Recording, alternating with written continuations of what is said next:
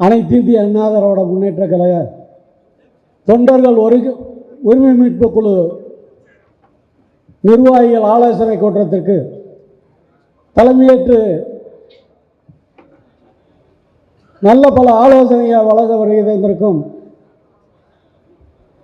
புரட்சித் தலைவி அம்மாவால் 3 முறை முதலமைச்சராக அடையாளம் காட்டப்பட்ட முன்னாள் முதலமைச்சர்,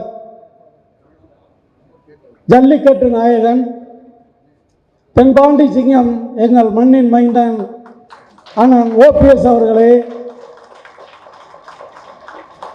இந்த நல்ல நிகழ்வில் பங்கேற்றிருக்கும் நல்ல அரிய பல கருத்துக்களை ஆலோசனையாக வழங்க வருகின்றிருக்கும் முன்னாள் அமைச்சர் சோழமண்டல தளபதி அண்ணன் RV அவர்களே,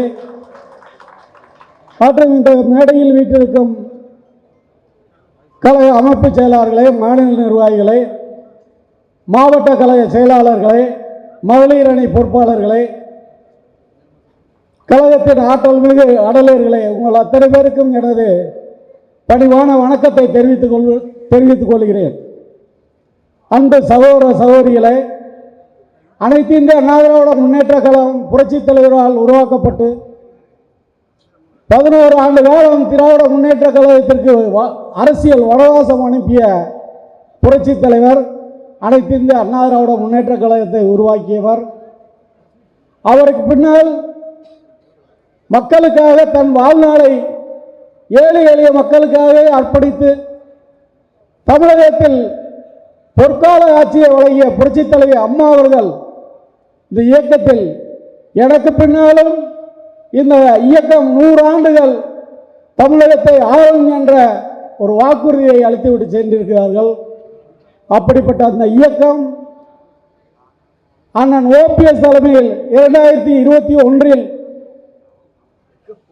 தேர்தலை சந்தித்து நடைபெற்றதை போல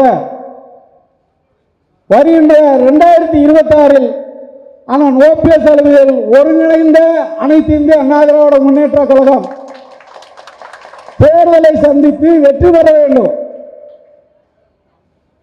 அப்படி வெற்றி பெற்றால்தான் அனைத்து இந்திய அண்ணா திராவிட முன்னேற்ற கழகத்தின் 1.5 கோடி தொண்டர்களின் மனம் குளிரும்.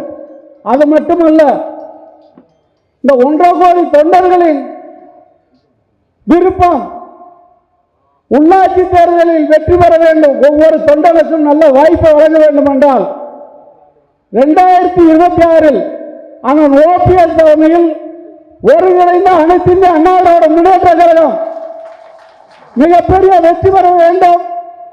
அப்படி வெற்றி பெற்றால்தான் தொண்டர்களுக்கு வாழ்வு கிடைக்கும் என்று கூறி இந்த நல்ல நேரத்தில் அனைத்து இந்திய அண்ணா திராவிட முன்னேற்ற கழகம் ஒன்றிணைய வேண்டும் என்று அத்தனை பேரிடையும் கோரிக்கை வைத்து எனக்கு வாய்ப்பளித்த உங்கள் அத்தனை பேருக்கும் எனது மனமார்ந்த நன்றியை தெரிவித்துக் கொண்டு விடைபெறுகிறேன். நன்றி, வணக்கம்.